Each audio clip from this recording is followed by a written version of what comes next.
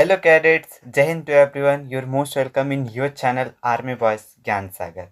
आज के जो ये वीडियो है वो है सी सर्टिफिकेट का original previous year question paper. ठीक है, उसको हम लोग देखने वाले हैं किस तरह के क्वेश्चन पूछा गया था। आप इसको ज़रूर देखिए और चाहे तो आप अपने कॉपी में ज़रूर लिखिए, क्योंकि एग्जाम में प्रीवियस ईयर क्वेश्चन बहुत बार रिपीट होते हैं। ठीक है, 60 to 70% previous year question he repeat होते हैं एनसीसी में। चलिए हम लोग स्टार्ट करते हैं। सबसे पहला है, आप देख सकते हो पेपर 1 ड्रिल। ओके, ड्रिल का जो 10 मार्क्स पहले पूछता था, बट अभी तो ड्रिल का टॉपिक हट गया है ना। आप चाहें तो आप इसको देख सकते हैं। एक बार हम लोग क्विक देख लेते हैं क्या है। In quick time march the length of pace is 30 होता है। जनरल सैल्यूट मेजर और उसके ऊपर के रैंक को दिया जाता है।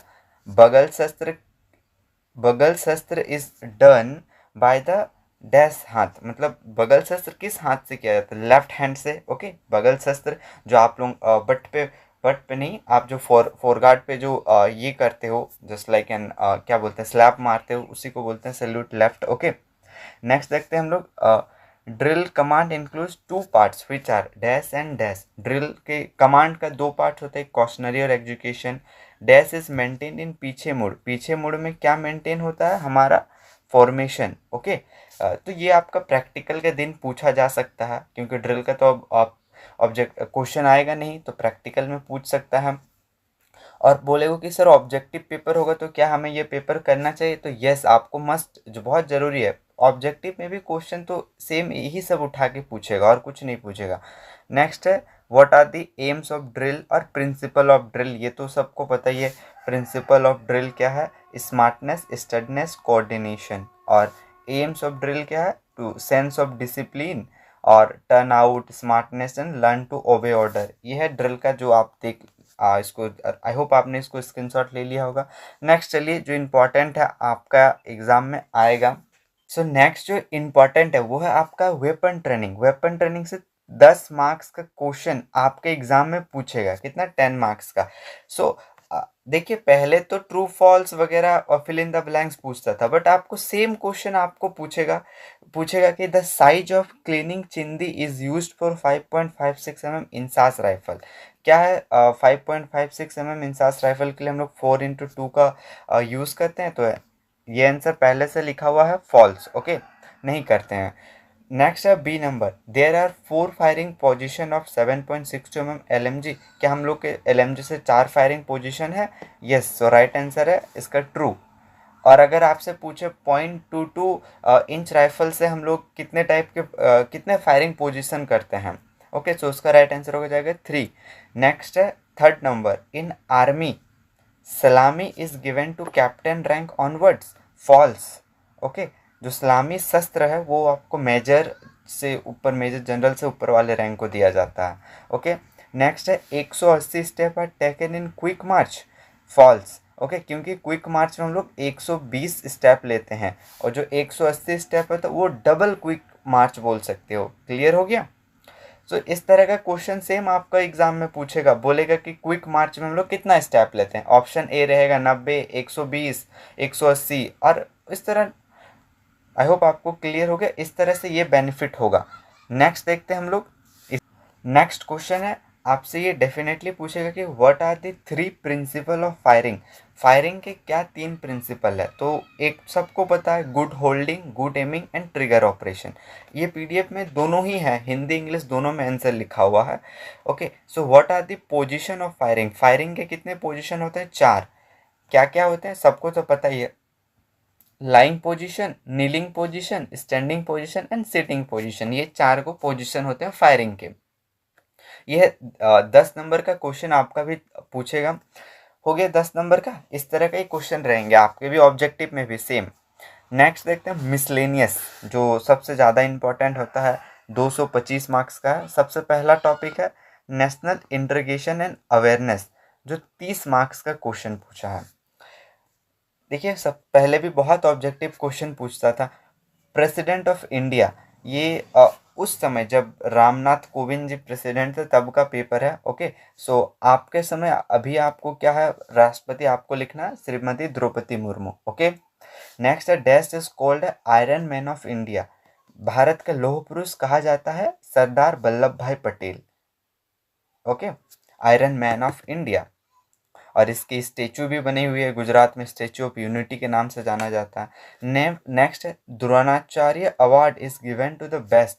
जो द्रोणाचार्य अवार्ड है किसको दिया जाता है? बेस्ट कोचेस को, ओके। और अर्जुन अवार्ड पूछेगा तो वो खिलाड़ियों को। नेक्स्ट है D number, constitution of India was adopted on. देखिए भारत का कॉन्स्टिट्यूशन को कब अडॉप्ट किया गया बताइए। भारत का संविधान डैश को अपनाया गया 26 नवंबर 1949, ओके। और लागू कब किया गया होता तो 26 जनवरी 1950 को लागू होता है, ठीक है। एक आपको याद रखना, दिमाग में सेट करना कि अडॉप्ट किया गया 26 नवंबर 1949 और लागू किया गया 26 जनवरी 1950। चलिए, India derive it's name from the river. India का नाम किस नदी से लिया गया है? वो है इंडस, ओके। नेक्स्ट क्वेश्चन देखते हैं।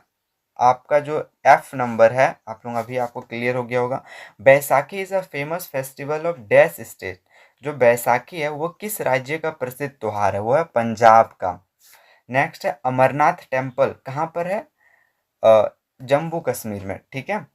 नेक्स्ट है Mahabharat was written by Maharshi Ved Vyas, okay. Next देखते हैं हम लोग J number, home home rule in movement was started by. जो होम रूल आंदोलन है उसको किसने शुरुआत किया? एनी बेसेंट ने। India's national sign is, Bharat का नेशनल साइन क्या है? अशोक स्तंभ। क्लियर हो गया?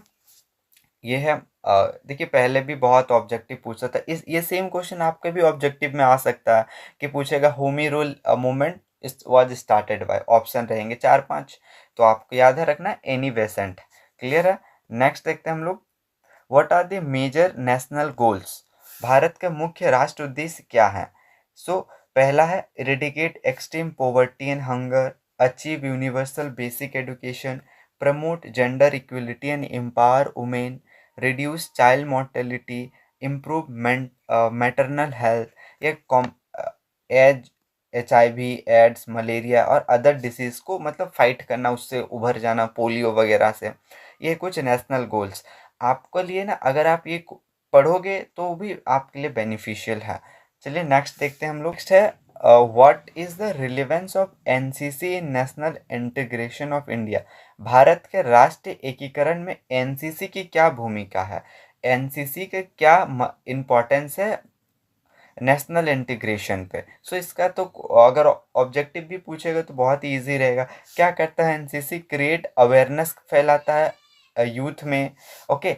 और नेशनल इंटीग्रेशन हमारा, जैसे NCC में बहुत सारे हम लोग को कैंप होते हैं जहाँ हम लोग बहुत अलग अलग स्टेट के कल्चर्स, उसके लैंग्वेज, रिलीजन और जो भी अलग अलग जगहों के कैडेट के साथ मिलते हैं, तो इससे कल्चर का शेयरिंग होता है, okay.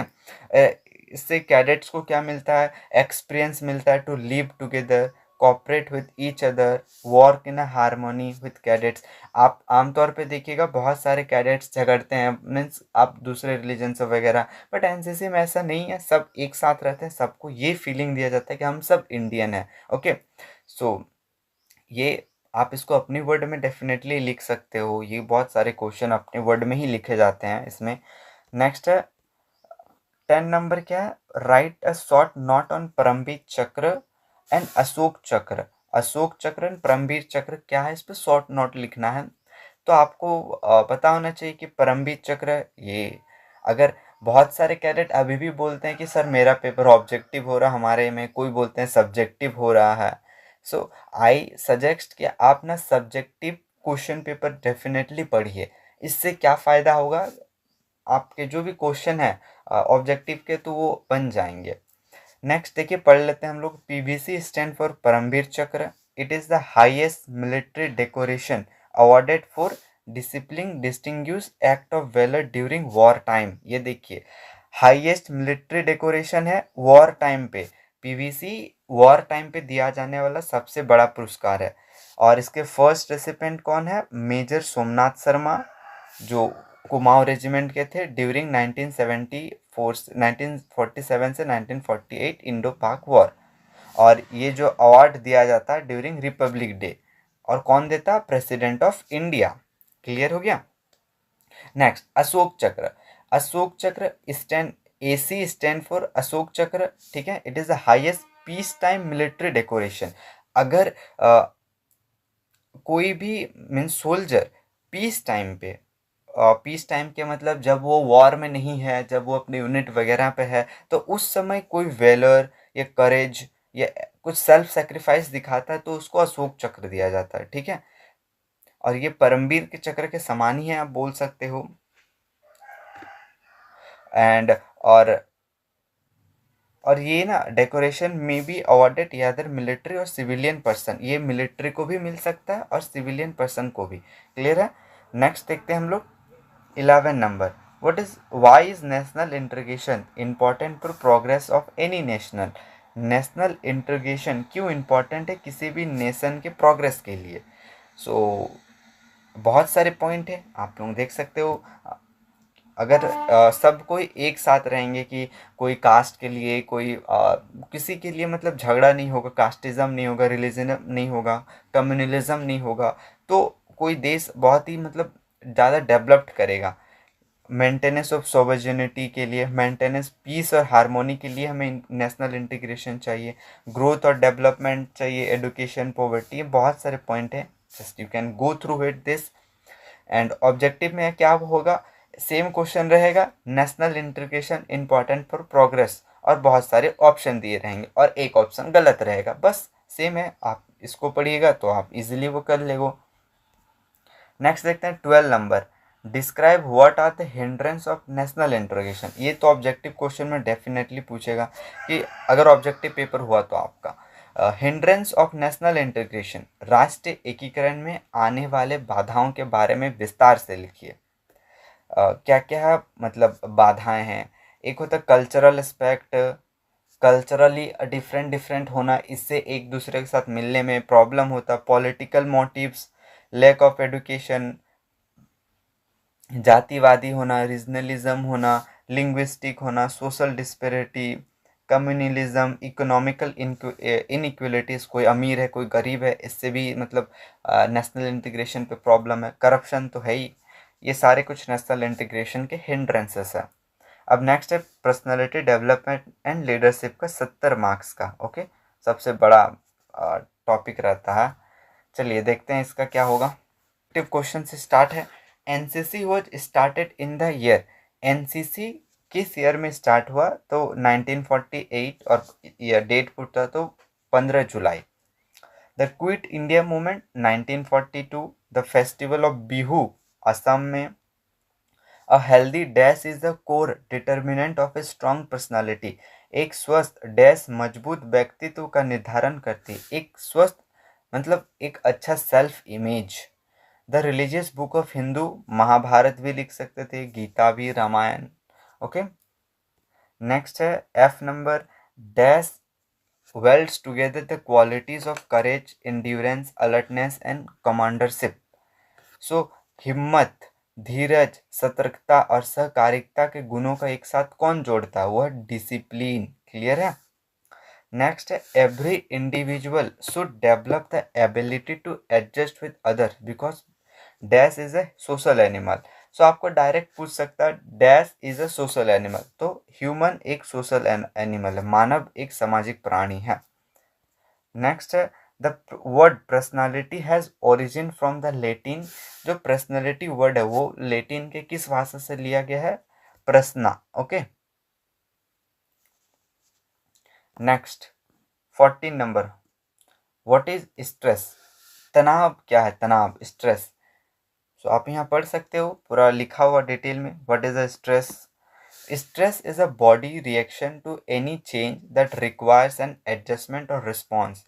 The body react to this changes with physically, mental and emotional responses, okay. Next है डेफिनेशन ऑफ मोटिवेशन। प्रेरणा की परिभाषा लिखिए। मोटिवेशन क्या है? Motivation is the process of stimulating people to action to accomplish a goal. मतलब motivation क्या करता है कि किसी के अंदर में ना एक अलग तरह का एनर्जी जगा देता है जिससे कि वो उस गोल को पाने के लिए आगे बढ़े, ओके। नेक्स्ट है what are the bad behaviour of a person, एक नागरिक के बुरे व्यवहार क्या है। तो क्या क्या है, humiliating the national flag, humiliating women, hurting other sentiments and disobeying the law को तोड़ना, या फिर ट्रिजन चोरी वगैरह करना, ये सारे कुछ बैड बिहेवियर हैं। और सारे लिख सकते हो, spitting in public area. Next है 17 number, write to characteristic of leadership, leadership के को दो विशेषता लिखना है। अगर दो विशेषता बोले तो आपको 5 तो लिखना ही है, क्योंकि 3 नंबर का क्वेश्चन है। देखिए ना, 2 को ही लिखोगे तो 3 नंबर नहीं मिलेगा आपको, 3 तो लिखना ही है। जितना मार्क्स होगा एटलीस्ट उतना पॉइंट रहना चाहिए आपके आंसर में, और उससे ज़्यादा लिखोगे तो बेटर है। तो क्या क्या है लीडरशिप की कैरेक्टरिस्टिक, ऑनेस्टी है, leading by self example, courage and decision making. आप और भी बहुत सारे ऐड कर सकते हो। वैल्यू एंड इथिक्स क्या है, मान और नैतिकता क्या है। वैल्यू मीन्स द प्रिंसिपल और स्टैंडर्ड ऑफ बिहेवियर, वैल्यू है आपके प्रिंसिपल और standard of behaviour. Okay, once judgement of what is important in life, मतलब आपको वैल्यू है आपका ऑनेस्टी। ओके, और इथिक्स क्या है, ethics are the moral principle that govern a person behaviour और the conducting of an activity. Next है what are the dimension of self awareness, आत्म जागरूकता के क्या आयाम है। सेल्फ अवेयरनेस का डायमेंशन चलिए देखते हैं।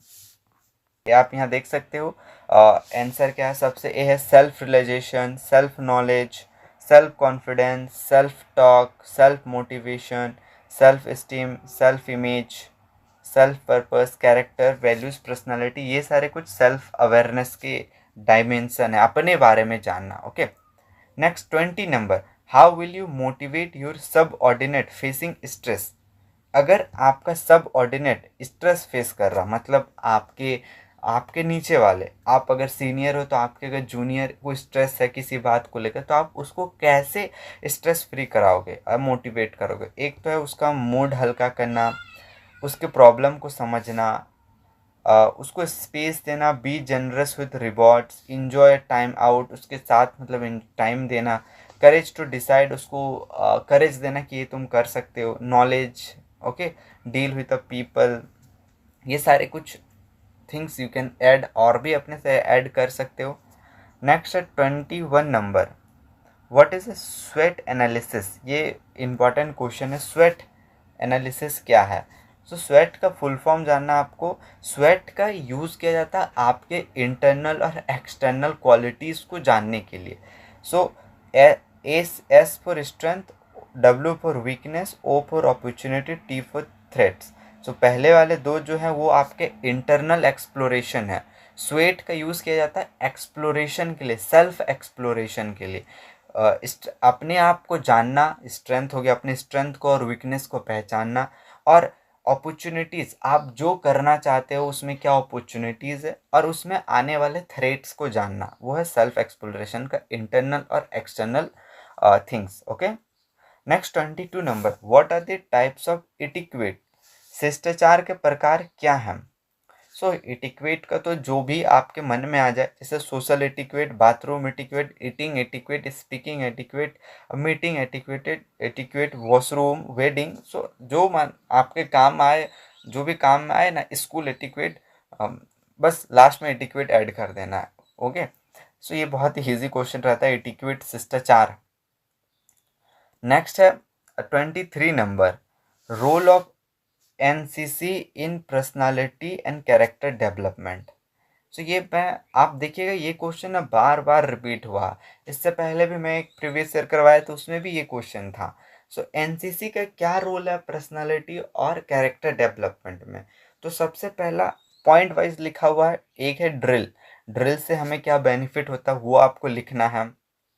नेक्स्ट है interaction of cadet in camps, आप कैंप्स करते हो, दूसरे कैडेट के साथ मिलते हो, उससे क्या मतलब पर्सनालिटी में डेवलप होता है, वही लिखना है कि कल्चर्स वगैरह ट्रेडिशन हम लोग को जानने मिलता है। फिर कंपटीशन, कैंप में कंपटीशन होता है, ये हर जगह कंपटीशन की फीलिंग होती है, क्योंकि अभी का जो टाइम है वो तो कंपटीशन ही है। नेक्स्ट है स्पोर्ट्स एंड एडवेंचर एक्टिविटीज़, आपके स्पोर्ट्स वगैरह हो गए, एडवेंचर एक्टिविटीज़, ये सारे कुछ इम्पॉर्टेंट 4 पॉइंट है, यही है मेजरली। आप और कुछ चाहें तो आई डोंट थिंक आप और कुछ आपको एरिया मिलेगा जहाँ आप एड ऑन कर सकते हो। सो ये 4 तो आपको याद रखना है। ओके, नेक्स्ट क्वेश्चन देखते हैं हम लोग क्या इसमें।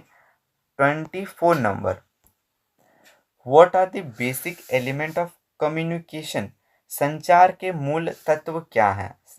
ओके, कम्युनिकेशन के बेसिक एलिमेंट, एक है सेंडर, जो सेंडर से मैसेज करेगा, जो आप मैसेज जो भी आप लिख रहे हो, इनकोडिंग, फिर चैनल किस मीडियम से आप भेजोगे, रिसीवर जो रिसीव करेगा, फिर डिकोडिंग, उसको डिकोड करके फिर से वो उसका फीडबैक भेजेगा। ओके, और ये तो नॉइज वगैरह ये कॉन्टेक्स्ट ये हटा देना, आप यहीं तक लिखना, जी नंबर तक 7 गो, ठीक है। नेक्स्ट है 25 number, what are the factors which determine individual personality, कौन से कारक इंसान में व्यक्तित्व को निर्धारित करते हैं। इंडिविजुअल का पर्सनालिटी किससे डिसाइड होता है, मीन्स आपके पर्सनालिटी को डिसाइड करने में क्या क्या फैक्टर्स हैं। तो biological, heredity, brain and physical, आप जिस जगह बॉर्न हुए हो उसका बहुत मतलब डिपेंड करता है, आपके पेरेंट्स का माइंडसेट वगैरह। Okay, environment, self development, education, life situation, family, ये सारे चीज़ इंपॉर्टेंट है पर्सनालिटी को डिसाइड करने में कि किसका पर्सनालिटी कैसा होगा। आप चेंज डेफिनेटली कर सकते हो over the period of time. Next देखते हैं हम लोग। नेक्स्ट है ये देखिए, सबसे लेकिन लंबा क्वेश्चन बोल सकते हो, 10 मार्क्स का क्वेश्चन। ये पहले पूछता था इस तरह का क्वेश्चन हमारे टाइम पे, जब हम लोग ने एग्ज़ाम देते थे तो हम लोग, और ऐसे क्वेश्चन है बहुत ही अच्छा है क्योंकि इसमें आप 10 मार्क्स का कुछ भी एटलीस्ट लिखोगे ना तो आपको नंबर मिल जाएगा। Explain the 8 core life skill, 8 life core skill लिखना है, ठीक है। सो एक है सेल्फ अवेयरनेस, सबसे पहला सेल्फ अवेयरनेस, मतलब 8 मूल जीवन कौशलों को लिखना है। सेल्फ अवेयरनेस, आप यहाँ देखिए रीडिंग कर लीजिएगा। ओके, सेल्फ अवेयरनेस का क्या है, रिकॉग्निशन ऑफ सेल्फ, अपने आप को पहचानना, अपनी स्ट्रेंथ और वीकनेस को पहचानना, अपने क्या पसंद है, क्या स्किल है उसको जानना। ओके, ये वही है स्वेट एनालिसिस, SWOT, स्वेट ही है आपका सेल्फ अवेयरनेस, बस स्वेट को ही बढ़ा करके लिख देना है। ओके, नेक्स्ट है इम्पैथी, सहानुभूति दिखाना, कि अगर कोई प्रॉब्लम में है आपका बडी, ओके, सो उसके टाइम पे उसको मदद करना। ओके, नेक्स्ट देखते हैं हम लोग, क्रिटिकल थिंकिंग होना चाहिए। आप एक डिफेंस एस्पिरेंट हो, as a like an NCC cadet, या फिर आप इन फ्यूचर डिफेंस एस्पिरेंट, तो आपको क्रिटिकल थिंकिंग होना चाहिए कि जो भी सिचुएशन हो रहा उसका क्या ऑब्जेक्टिव है, क्या ये कॉजेस हो सकते हैं। ओके, क्रिएटिव थिंकिंग होना चाहिए आप में, कुछ अलग थोड़ा न्यू आइडियाज़ आना चाहिए बाकियों से। नेक्स्ट है प्रॉब्लम सॉल्विंग स्किल होना चाहिए, ना कि प्रॉब्लम क्रिएटर्स। आप अपने ग्रुप में प्रॉब्लम सॉल्वर बनिए, ना कि प्रॉब्लम क्रिएटर। ओके, अगर आप प्रॉब्लम क्रिएट करोगे तो then it will be quite tough for you to go ahead. Next है डिसीजन मेकिंग, एक आप अगर एक सीनियर हो, सीनियर कैडेट हो, तो आपको डिसीजन लेना होगा तुरंत क्या करना है इस सिचुएशन पे। ओके, नेक्स्ट है इंटरपर्सनल रिलेशनशिप, मीन्स आपके जो भी बडी मेंबर हैं, आपके जो भी टीममेट हैं, और उनके साथ आपका रिलेशनशिप अच्छा होना चाहिए। ओके, नेक्स्ट है हो गया इफेक्टिव कम्युनिकेशन, ये है 8वां number. Communication, communication is the most important है, बोल सकते हो। अपने आप को एक्सप्रेस करना थ्रू स्पोकन और written language, non verbally gesture, body, ये सब कुछ इंपॉर्टेंट चीज़ है इफेक्टिव कम्युनिकेशन का। ये है 8 लाइफ कोर स्किल। ओके, आपको ये क्या करना है, आप अगर बोलते हो कि ऑब्जेक्टिव पेपर होगा तो आपको ये लाइफ कोर स्किल का पॉइंट याद रख लीजिए। आपको पूछेगा कि इनमें से कौन सा लाइफ कोर स्किल नहीं है, और एक पॉइंट दे दिया रहेगा ऑनेस्टी, तो आपको टिक लगाना ऑनेस्टी, क्योंकि ऑनेस्टी तो है नहीं लाइफ कोर स्किल। क्लियर हो गया। नेक्स्ट देखते हैं हम लोग। जैसे कि मैंने कहा 8 मार्क्स का है तो आपको लिखना है 9 से 10। सो उन्होंने 2 और ऐड है, कॉपिंग विथ इमोशन, अपने इमोशन को मतलब समझाना, और मतलब अपने इमोशन को कंट्रोल करना, ना कि आपका कोई चोट लग गया तो आप रोने लग गए। ओके, सो अपने इमोशन को संभालना होगा। कॉपिंग विथ स्ट्रेस, स्ट्रेस के साथ जो भी स्ट्रेस है उसको मैनेज कर लेना, और मल्टीटास्किंग करना, ना कि एक काम है तो एक ही काम कर रहे हो, बाकी को टाइम नहीं दे रहे हो, तो सबको टाइम देना, स्ट्रेस के साथ आपको लाइफ को बैलेंस करना। ओके, वो भी एक स्किल है लाइफ को बैलेंस करना। नेक्स्ट है डिजास्टर मैनेजमेंट। चलिए हम लोग 70 मार्क्स का पर्सनालिटी डेवलपमेंट का देख लिए, अब है डिजास्टर मैनेजमेंट जो 20 मार्क्स का पूछा है। What is the role of NCC cadet in disaster management? NCC cadet का क्या रोल है डिजास्टर मैनेजमेंट में? पहला है provide first aid, traffic control, assist public distribution system, communication, help में एज अ नर्स हो गया, ओके, डॉक्टर का हेल्प करना, और रेस्क्यू ऑपरेशन करना, बहुत सारे काम है, आपको सही इन्फॉर्मेशन पहुंचाना। अगर आपको ऑब्जेक्टिव ही क्वेश्चन करना है, खाली ऑब्जेक्टिव क्वेश्चन, तो आप लाइव सेक्शन पे देखिएगा हमारे चैनल का, वहाँ आपको बहुत सारे objective, topic wise objective question के मिल जाएंगे। ओके, नेक्स्ट है 28 number, what are the man made disaster? मानव निर्मित आपदा क्या है? एक तो एक्सीडेंट्स वगैरह, इंडस्ट्रियल में जो प्रॉब्लम होते हैं, गैस लीक, कुछ भी इंडस्ट्रियल से रिलेटेड होते हैं, किसी का मतलब मशीन से हाथ कट जाता है, पैर कट जाता है, वो सारे इंडस्ट्रियल मिसअप हैं। फायर से जो आग होता है वो भी मैन मेड है। फॉरेस्ट फायर, ध्यान रखिएगा, फॉरेस्ट फायर एक मैन मेड है। Okay, contamination, poisoning, terrorist activities, ecological warfare, सारे कुछ मानव निर्मित हैं। नेक्स्ट है what are the modes of spread of fire? आग कितनी प्रकार से फैलता है? ऑब्जेक्टिव में डायरेक्ट पूछेगा, आपको लिखना है चार, चार तरीके से आग फैलता है। क्या क्या है? Conduction, convection, radiation and direct burning. Clear हो गया? Next 30 number, what do you understand by disaster management and how will you educate people? आपदा प्रबंधन के बारे में आप क्या समझते हो? आप कैसे लोगों को शिक्षित करोगे कि आपदा है तो आपको क्या प्रॉब्लम करना है? देखिए, आपको तो यहाँ डिजास्टर मैनेजमेंट का पूरा लिखना होगा कि डिजास्टर, उसको मैनेज, डिजास्टर क्या है, फिर उसको मैनेजमेंट क्या है, फिर लोगों को क्या ऐसे अडेप्ट करना है।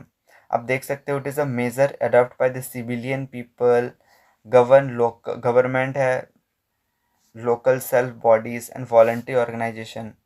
क्लियर हो गया? आपको अपने से बहुत सारे इसमें कैसे क्वेश्चन होते हैं कि आपको अपने से ऐड करना होता है। आप जो प्रीवियस ईयर पेपर है उससे देखिए, उसको समझिए, और अपने कुछ पॉइंट ऐड कीजिए, वो बेटर है, ना कि पूरा as it is previous year को ही देख लेना है आपको। मेरा ये तरीका था कि मैं प्रीवियस ईयर क्वेश्चन करता था, उसको देखते थे, और अपने से बहुत सारे कुछ ऐड करना है। ओके, तो ही आपको फुल मार्क्स मिलेगा, क्योंकि बहुत सारे कैडेट्स तो पेपर देख रहे हैं ना, तो सब तो सेम हो जाएगा, फिर आपको अपना कुछ ऐड करना होगा। नेक्स्ट है social awareness and community development, जो एसएससी सीडी बोलते हैं, 30 मार्क्स का, 30 से 35 पूछता। पहला, write the child abuses, type of child abuses. बाल शोषण के क्या प्रकार हैं? बाल शोषण, जो बच्चों के साथ मतलब एब्यूसेस होता है, उनका शोषण होता है। तो एक है तो फिजिकल एब्यूज होता है, फिजिकली उनसे काम करवाना छोटे बच्चों को, या इमोशनली उनके साथ अत्याचार करना, इमोशनली, सेक्सुअली हरास होना। ओके, चाइल्ड नेग्लेक्ट, इग्नोर करना कि तुम मतलब गरीब हो, तुमको नहीं देंगे, सो चाइल्ड नेग्लेक्ट हो गया। और डिप्रीविएशन मीन्स अलग कर देना, ये कुछ टाइप्स ऑफ चाइल्ड एब्यूजेस हैं। ओके, नेक्स्ट देखते हैं हम लोग। नेक्स्ट क्या पूछा? List out the main causes of spread of AIDS. AIDS का फैलने के मुख्य कारण लिखिए, एड्स कैसे फैलता है। So unprotected sex. Okay, next B number है रीयूज ऑफ सिरिंज और निडल्स आफ्टर यूज। जो सुई है और सिरिंज है, ओके, उसका रीयूज करना। Blood transfusion, HIV positive person, अगर किसी पर्सन को HIV है, उसका ब्लड आप लोगो तो आपको भी HIV हो जाएगा। मीन्स लाइक अगर मदर इन्फेक्टेड है, उसको अगर मदर को एड्स है या HIV है तो बच्चे को भी होगा। Okay, making multiple sex partner, इससे भी होता है HIV। Handling blood and blood products of HIV patients without gear gloves, means आप ब्लड से रिलेटेड वर्क करते हो जो। ओके, आई होप आप ये पॉइंट को तो खुद ही समझ ले रहे हो पढ़ के भी। ओके, नेक्स्ट हम लोग आगे बढ़ते हैं। 33 number, right about drug abuse and crime. नशाखोरी अपराध के बारे में लिखिए। ओके, ड्रग एब्यूज़ उसका क्या क्राइम है? लिटरेसी रिडक्शन, पॉवर्टी ग्रोथ होगा, पॉवर्टी पॉवर्टी बढ़ेगा ड्रग एब्यूज़ से, फैमिली प्रॉब्लम है, अनएम्प्लॉयमेंट होगा, परवर्टेड माइंडसेट होगा। माइंडसेट मतलब अलग ही रहेगा, आपने देखा होगा जो ड्रग एडिक्टेड पीपल रहते हैं उनका पागल जैसा हाल होता है। नेक्स्ट है types of social service, social service के प्रकार, समाज सेवा, so promotion of employment, family welfare, aerial clinics, old age support, tree plantation वगैरह बहुत सारे, पोलियो आप जो पोलियो ड्रॉप एनसीसी के थ्रू आप जाते हो वो भी बहुत सारी चीज़ें आप लिख सकते हो। नेक्स्ट है write down common causes of cancer, cancer के कॉमन कॉजेज क्या हैं? 35 नंबर। सो टबेकू हो गया, गुटखा, सिगरेट, इंसेक्टिसाइड मतलब जो किसान लोग जब मतलब फार्मिंग करते हैं वहाँ पर ये इंसेक्टिसाइड मतलब जान जो वो छोटे छोटे कीट मकोड़ों को मारने के लिए जो केमिकल यूज़ करते हैं तो उससे भी लाइक एन एयर पोल्यूशन पे एयर में आ जाता है आपका। ओके, जो पॉइजनस केमिकल होता है, एटमॉस्फेरिक पोल्यूशन, ड्रग्स वगैरह। नॉन गवर्नमेंट ऑर्गेनाइजेशन, एनजीओज के नाम लिखना है।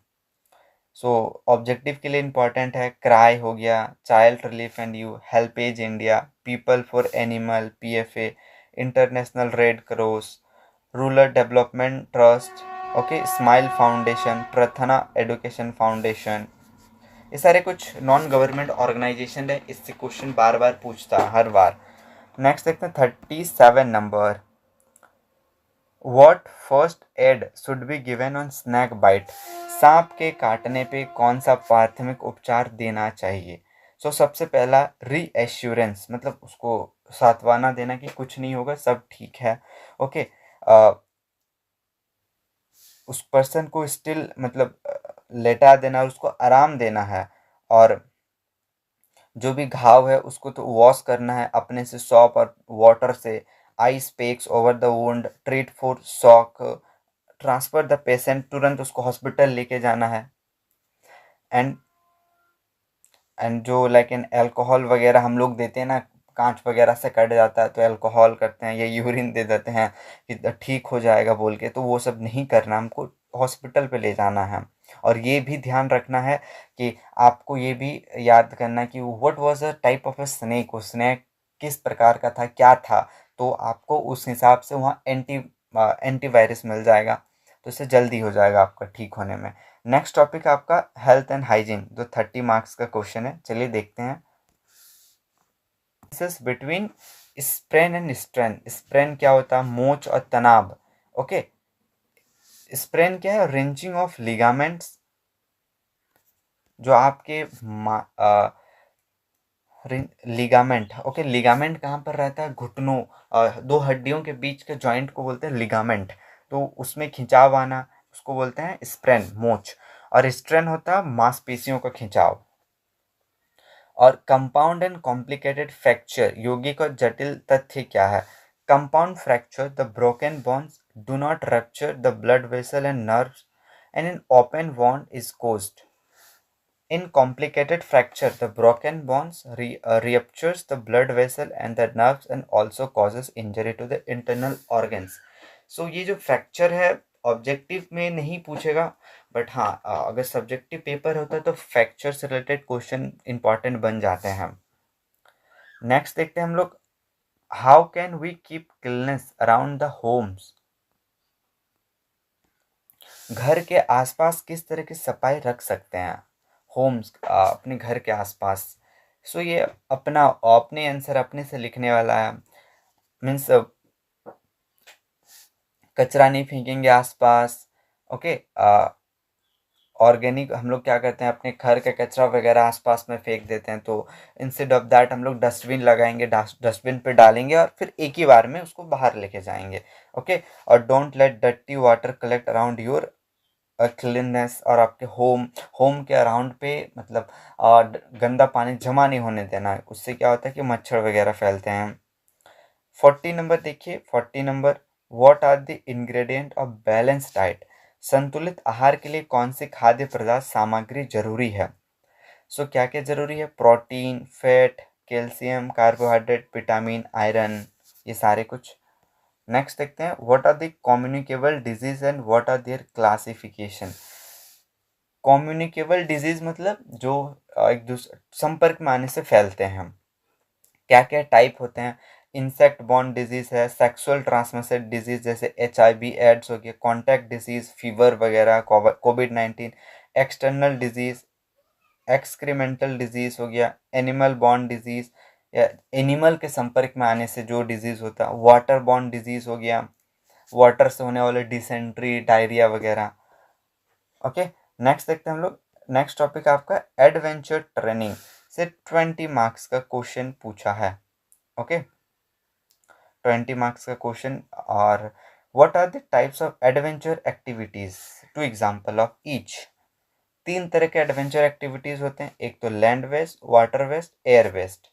ओके, और लैंड वेस्ट का ट्रैकिंग हो गया, रॉक क्लाइंबिंग जो आर्मी विंग वाले करते हैं, वाटर वेस्ट सेलिंग राफ्टिंग जो नेवी विंग के NCC कैडेट करते हैं, एयर बेस्ड हो गया ग्लाइडिंग पैरासीलिंग ये एयर विंग वाले करते हैं। बस वही तो है। Name some land based adventure activities organised by DGNCC। मतलब DGNCC कहाँ कहाँ और किस एरिया पे एडवेंचर एक्टिविटीज कराती है। तो एक ट्रैकिंग हो गया, साइकिल हो गया, scooter, mopped expedition, rock climbing और माउंटेनरिंग।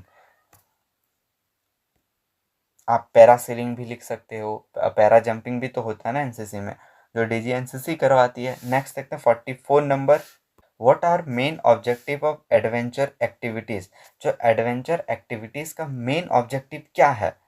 सो सबसे पहला है develop bravery, inquisitiveness and practical aspect, develop endurance, patience, self confidence, team spirit and association in cadets. Okay, next है लव फॉर द नेचर के, ये में लव मीन्स अपने अंदर जगाना नेचर को लेके, इन्वायरमेंटल क्लीननेस और स्पिरिट और नेशनल यूनिटी और इंटीग्रिटी को प्रमोट करना। नेक्स्ट है what are the eligibility criteria for mountaineering expedition. Mountaineering camp करना चाहते हो तो क्या एलिजिबिलिटी होना चाहिए। Cadet must have done basic mountaineering course, आपको बेसिक माउंटेनरिंग कोर्स किए हुए होना चाहिए। नेक्स्ट है मस्ट फिजिकली फिट होना चाहिए आपको, must free from disease like BP, asthma, blood pressure का प्रॉब्लम नहीं होना चाहिए, मस्ट भी मेंटली फिट होने चाहिए, तभी ना आप पहाड़ों पे चढ़ पाओगे। पिछले साल तो एक NCC कैडेट ने चढ़ी थी, ओके, उसका नाम मुझे याद नहीं है, 2024 हुई मार्च अप्रैल टाइम पे। इस साल भी अप्रैल मई में ये कैंप होता है। आपको अगर कोई NCC कैडेट इस बार भी चढ़ती है तो न्यूज़ में डेफिनेटली आएगा। नेक्स्ट देखते हैं हम लोग इन्वायरमेंटल अवेयरनेस एंड कंजर्वेशन, इससे 20 मार्क्स का क्वेश्चन पूछता है। How many types of environment, दो तरह के होते हैं, फिजिकल इन्वायरमेंट, बायोलॉजिकल। फिजिकल पे लैंड हो गया, एयर हो गया, वाटर। बायोलॉजिकल पे प्लांट और एनिमल। फॉरेस्टेशन, डिफॉरेस्टेशन को क्या क्या कारण है। एक तो लकड़ी की डिमांड होना, ओल्ड कल्टीवेशन लाइक झूम खेती करना, इंडस्ट्री और माइनिंग, पॉपुलेशन एक्सप्लोजन, और पेपर के लिए बोर्ड और न्यूज़ प्रिंट इंडस्ट्रीज, सब के लिए तो हमें पेपर चाहिए और पेपर के लिए लकड़ी हो चाहिए। नेक्स्ट क्वेश्चन देखते हैं, what are the remedy measure to stop air pollution. Air pollution को रोकने के क्या क्या उपाय हैं। ट्री को लगाना है, ट्रैफिक कंट्रोल है, use public support, pollution checkup vehicle, और फैक्ट्रीज को रेसिडेंशियल से दूर लगाना है। ओके, ये सारे कुछ इंपॉर्टेंट पॉइंट हैं। व्हाट इज ग्लोबल वार्मिंग, वैश्विक तापमान क्या है, ग्लोबल वार्मिंग। सो ग्लोबल वार्मिंग क्या है, आपको तो आइडिया है ही ग्लोबल वार्मिंग का। जो अर्थ का टेम्परेचर का बढ़ना है कोई हम लोग ग्लोबल वार्मिंग करते हैं, कहते हैं। क्यों बढ़ता है, कार्बन डाइऑक्साइड गैस हो गया, CFC हो गया, जो ग्रीन हाउस इफेक्ट प्रोड्यूस करता है, उसी से हमारा जो अर्थ का टेम्परेचर है वो बढ़ जाता है। ओके, इसको आप अपने से और ही एलोब्रेट करके लिख सकते हो। ग्लोबल वार्मिंग की वजह से लाइक एन आइस मेल्ट हो जा रहा है। ओके, नेक्स्ट देखते हैं हम लोग, क्या हमारा नेक्स्ट कोई जो जो मैंने बताया है ग्लोबल वार्मिंग की वजह से फूड क्रॉप्स वगैरह सब प्रॉब्लम हो रहे हैं। अब है ऑब्स्टिकल ट्रेनिंग, 5 मार्क्स का, 5 से 10 मार्क्स का पूछता है। Write down 5 obstacle which are common for SD और SW cadets for TSC। Thal सैनिक कैंप में लगने वाले 5 ऑब्स्टिकल जो कि SDSW छात्रों के लिए समान है। अगर पूछे कि टोटल ऑब्स्टिकल कितने होते हैं, 10 टोटल ऑब्स्टिकल होते हैं सब। ओके, सो SD और SW के लिए कॉमन ऑब्स्टिकल क्या क्या है? एक तो हाई वॉल जिसमें आपको 6 फीट का दीवार कूदना होता है, जिग जैग बैलेंस, स्टेड बैलेंस, रैम्प वॉक करना होगा एंड राइट हैंड वॉल्ट। ये सारे 5 को कॉमन होते हैं STSW के लिए। क्लियर हो गया? सो हियर हमने आपका जो कॉमन सिलेबस है, जो 240 या 45 मार्क्स का क्वेश्चन ये पूछता है, ओके 240 का था, तो ये कंप्लीट कर लिए। अब हम लोग आगे देखते हैं आपका क्या है आगे, स्पेशलाइज सब्जेक्ट। अभी कॉमन सिलेबस या मिसलेनियस हम लोग कंप्लीट करने के बाद अब देखते हैं स्पेशलाइज सब्जेक्ट। ठीक है, स्पेशलाइज सब्जेक्ट में क्या क्या टॉपिक आते हैं तो आपको पता ही है। सबसे पहला आर्म्ड फोर्सेस, जो 10 मार्क्स पूछता। पहला क्वेश्चन है, dash is the youngest of the 3 service of armed forces. सशस्त्र सीमाओं में सबसे छोटी कौन सी है? जो आर्मी है, एयरफोर्स, नेवी में सबसे छोटी है IFA, मतलब न्यू पूछा है। Okay, there are dash rifle companies in infantry battalion. एक इन्फेंट्री बटालियन में कितने राइफल कंपनियां होती है? 4। क्लियर हो गया? Indian dash force dash and awards are of 2 categories, they are dash and dash. मतलब इंडियन आर्म्ड फोर्सेस में जो ऑनर्स है वो 2 कैटेगरी का मिलता है, एक गैलेंट्री और एक नॉन गैलेंट्री।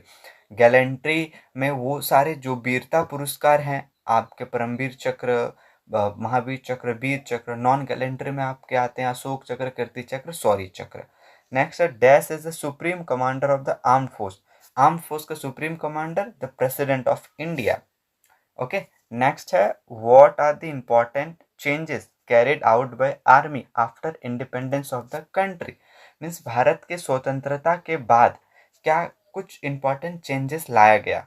सो सबसे पहला है, जो एक British crown was replaced by Ashoka Chakra. President of India was the supreme commander. पहले तो जो भी मतलब थल सेना होता था वही हेड होता था, सुप्रीम कमांडर होगा president. All the 3 service, army, navy, air force, have separated chief, सबके अलग अलग चीफ हैं। The recruitment in the army was done from all religions, सारे रिलीजन के लोग सेलेक्ट हो सकते हैं। NCC स्टार्टेड हो गया कॉलेजेस में। ओके, तो नेक्स्ट टॉपिक है मैप रीडिंग, मानचित्र अध्ययन, जो आपका 30 मार्क्स का पूछता है आपके एग्जाम में। What are the uses of service protractor. Service protractor के उपयोग लिखें। ऑब्जेक्टिव में भी इंपॉर्टेंट क्वेश्चन है, क्या है? Plot and measure bearing, map को मापने के लिए यूज किया जाता है service protractor. Measure distance of the map, map का डिस्टेंस मापता है। Convert forward bearing, forward bearing को बैकवर्ड बेयरिंग को में और बैकवर्ड को फॉरवर्ड में। Service at a important link between compass और मैप। कंपास से जो हम लोग डिग्री मापते हैं वो मैप में दिखाने के लिए हम लोग सर्विस प्रोटेक्टर का यूज़ करते हैं। Help in plotting 6 figure grid reference, 4 figure में सर्विस प्रोटेक्टर। एंगल्स और बियरिंग का यूज़ करते हैं सर्विस प्रोटेक्टर की मदद से ही। नेक्स्ट है write what are the uses of compass, के उपयोग क्या है? चलिए देख, कंपास की क्या यूज है। Compass is used for navigation, location and direction. People use for find their way, हम लोग अपने वे को खोजने के लिए, कहाँ हाइकिंग में और न्यू लोकेशन को फाइंड करने के लिए होता है। और it is an instrument compose of a suspended magnetic pointer होता है, तो नॉर्थ पोल की तरफ दिखाता है। Okay, what is a point to be keeped in mind during night march. जो रात्रि मार्च के समय क्या सावधानियां बरतनी चाहिए। सो ये 4-5 पॉइंट है जो दिया हुआ, ये सेम आपको पढ़ लीजिएगा। ऑब्जेक्टिव हुआ तो ऑब्जेक्टिव में भी सेम रहेगा कि पूछेगा कि नाइट मार्च के समय हमें कफ नहीं कांसना, बात नहीं करना है। Keep interpersonal distance in mind, कि एक दूसरे के बीच कितना डिस्टेंस उसको दिमाग में रखना है। Party must ensure safety and security, safety और सिक्योरिटी हम लोग को ध्यान में रखना है।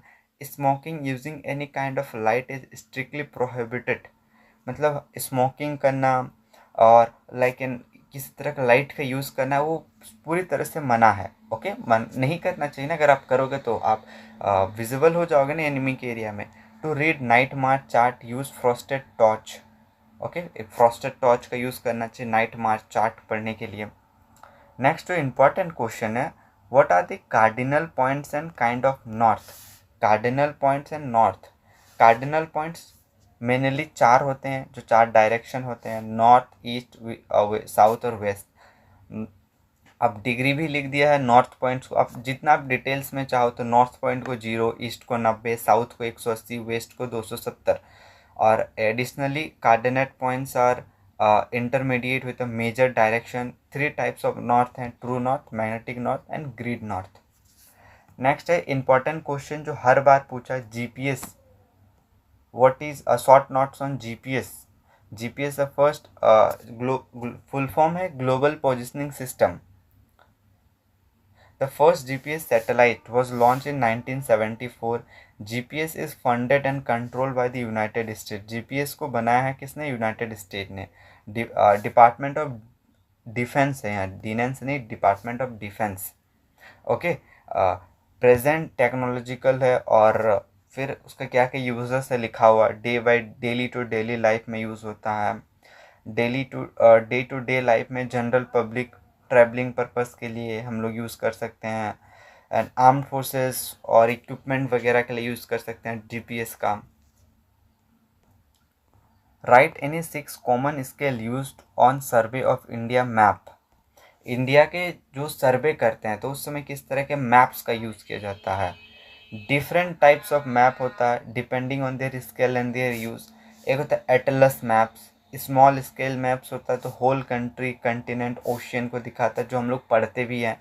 टोपोग्राफिकल मैप जो जोग्राफिकल एरिया को दिखाता है। रिलीफ मैप, सॉलिड मैप्स होता है, actual mode of the ground. Rail और रोड मैप्स होता है, डिफरेंट टाइप्स का मैप होता है। जियोग्राफिकल मैप्स होता है।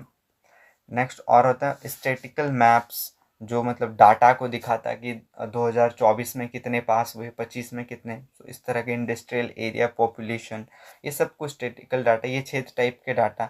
आप यहाँ पॉलिटिकल भी ऐड कर सकते हो। 7 तरह के डाटा होते हैं, टोटल मैप्स होते हैं। नेक्स्ट है field craft and battle craft, 25 marks का पूछता है एफसीबीसी। सो पहले कुछ ऑब्जेक्टिव क्वेश्चन है। Dash is a knot used for join to band ropes of unequal thickness. Unequal thickness के दो रोप को जोड़ने के लिए लोग सीट बैंड का यूज करते हैं। कितने टाइप्स के ग्राउंड होते हैं? 4 टाइप्स के। Okay, dash section formation is use for negotiating obstacle like ditches. देखिए इसमें आंसर पहले से लिखा हुआ है, आपके एग्जाम में डैश दिया हुआ रहेगा, खाली जगह। आप देखिए हिंदी में आंसर लिखा हुआ नहीं है, इंग्लिश में है, मतलब इंग्लिश का आंसर। ये आंसर सीट है सी सर्टिफिकेट का, ये आंसर सीट है। क्वेश्चन सीट में आपको आंसर खुद लिखना होगा। सो लाइक इन 6 तरह के सेक्शन फॉर्मेशन होते हैं, उसमें से डीचेस को पार करने के लिए कौन सा, खाई को पार करने के लिए कौन सा यूज होता है? Single file. Dead ground is the ground which is hidden from the observer's view. Dash are the 2 types of patrol, recce and protective. Okay, easy target को हम लोग कैसे इंडिकेट करते हैं? डिस्क्रिप्शन और by direct range of method. Okay, dash is a type of section formation use in a final assault. Final fighting के लिए कौन सा type of section formation important है? Extended line. ओके, नेक्स्ट है dash denotes the area of ground for which a fire unit is responsible and within which it will engage target. So arc of fire. Okay,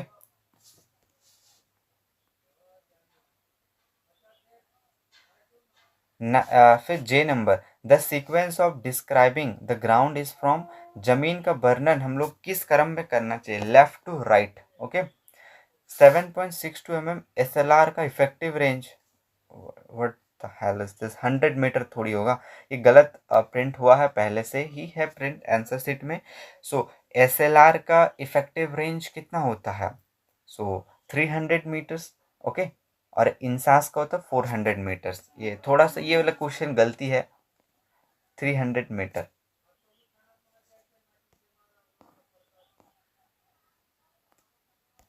10 number, what all objects are included in field craft. Field craft के अंतर्गत कौन कौन से विषय आते हैं? Important question है, आप लोग इसको जरूर देखिएगा। फील्ड क्राफ्ट के अंदर में कौन कौन से इंपॉर्टेंट टॉपिक आते हैं? डिस्क्रिप्शन ऑफ ग्राउंड, ऑब्जर्वेशन और concealment, judging distance, recognition, description of target, movement with and without arms, ये सारे टॉपिक हैं जो फील्ड क्राफ्ट में हम लोग पढ़ते हैं. ओके. एंड नेक्स्ट होता है right the various method of indication of landmark, स्थलों के संकेत के विभिन्न तरीकों को लिखे. लैंडमार्क्स को हम लोग कैसे दिखाते हैं? डायरेक्ट मेथड से, direction method, reference point method, clock ray method, degree method, fingers breadth and hand span method से हम लोग लैंडमार्क को दिखाया जाता है. ओके. नेक्स्ट है name the circumstances when field signals are required to be use. कब हम लोग फील्ड सिग्नल का यूज करते हैं? हैंड का, वेपन का. ओके. तो आंसर यहाँ पर है फील्ड सिग्नल का यूज़ हम लोग किस लिए करते हैं? अपने ऑर्डर्स देने के लिए, कंट्रोल करने के लिए ट्रूप्स पे. जब वॉइस कंट्रोल पॉसिबल नहीं है, एनिमी आपके सामने है, आप अपने सोल्जर्स को क्या वॉइस कंट्रोल दोगे? क्या बोलोगे कि इधर जाओ उधर जाओ? आप उस समय अपना क्या बोलोगे? फील्ड सिग्नल दोगे, हैंडों का यूज़ करोगे. ओके. सो ये बहुत ही फील्ड सिग्नल इसलिए हमें सिखाया जाता है. नेक्स्ट है introduction to infantry weapons and equipment. Infantry weapons और इक्विपमेंट जो 15 मार्क्स का पूछा हम. Length of 5.56 mm INSAS rifle कितना होता है? 1110 millimetre. The battalion support weapon क्या है? 81 mm मोटार और anti tank guided missile. Modes of fire, INSAS में कितने तरीके से हम लोग फायर कर सकते हैं? 3 तरीके से. एक होता है सिंगल, सॉरी 3 नहीं, 2 तरीके से, single shot and 3 round burst. दो टाइप के हम लोग फायर करते हैं इंसास में. एक होता है एक बार ट्रिगर दबाओगे तो 1 बुलेट, और एक होता है एक बार ट्रिगर में 3 बुलेट. ये 2 टाइप के फायरिंग होता है इंसास में. नेक्स्ट है इंपॉर्टेंट क्वेश्चन है important features of 5.56 mm INSAS rifle compare to 7.62 mm SLR. SLR की तुलना में इंसास कैसे बेटर वेपन है? ओके. ये प्रीवियस ईयर में पूछा है और आपका भी पूछ सकता है.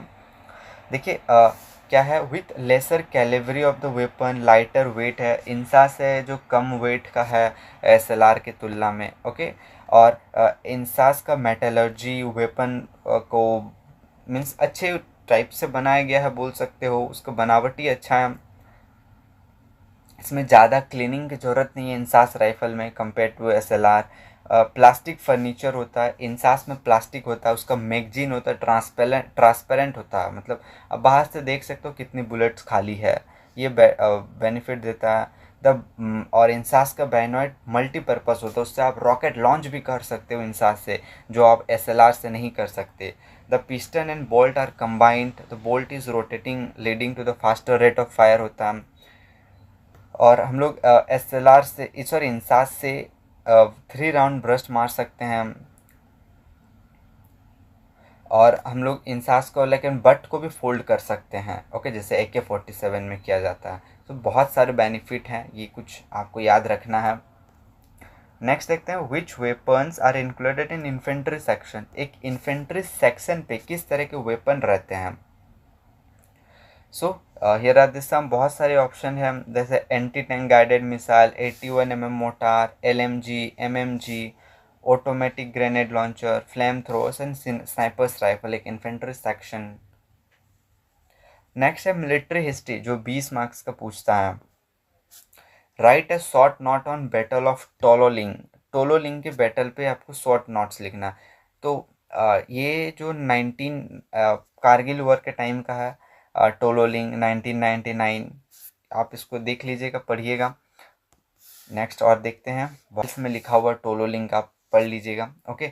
नेक्स्ट है 17 number. Write name the 5 Kargil war heroes. Kargil war heroes क्या है? मतलब उनके नाम लिखना है. सो एक तो कैप्टन विक्रम बत्रा जिन्हें PVC मिला, कैप्टन मनोज कुमार पांडे जिन्हें PVC मिला, और ग्रेनेडियर योगेंद्र सिंह यादव इन्हें भी PVC मिला है. Captain Anuj Kalia, lieutenant colonel Balwant Singh, major Rajesh Adhikari, major Vivek Gupta, major Padmapani Acharya. बहुत जन ऐसे हैं जो बहुत सारे वीरतापूर्ण कार्य किए हैं. कारगिल हीरोज के नाम. ओके.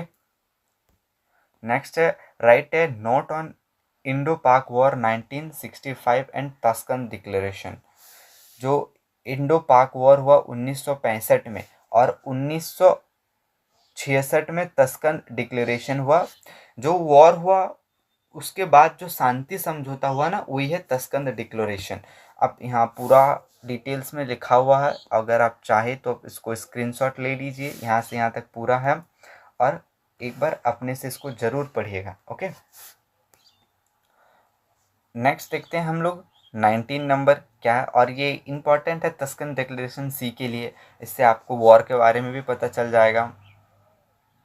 और एक चीज़ मैं बता दूं, जो ये जब तस्कन डिक्लेरेशन हुआ 10 जनवरी 1966 को, इसके बाद वाला दिन मतलब 11 जनवरी को ही हमारे देश के जो प्रधानमंत्री लाल बहादुर शास्त्री थे, जिन्होंने ये डिक्लेरेशन साइन किया था, उनका डेथ हो गया था। Okay,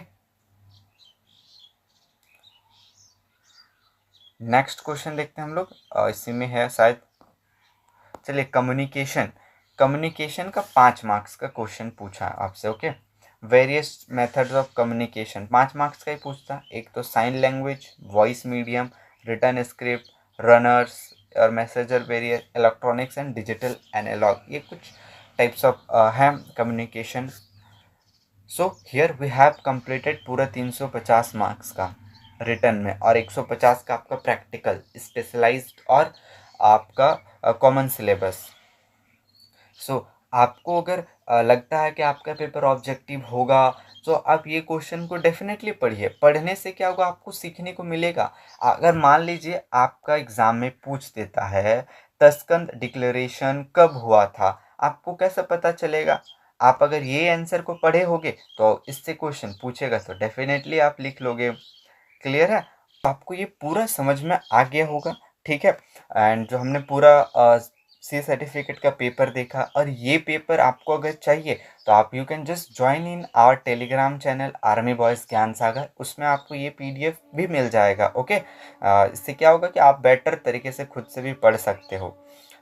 and thank you everyone for watching, and और भी इसी तरह के वीडियो के लिए हमारे चैनल से जुड़े रहें। नेक्स्ट हम लोग और इस तरह के लेक्चर देखेंगे। टिल देन, जय हिंद टू एवरीवन।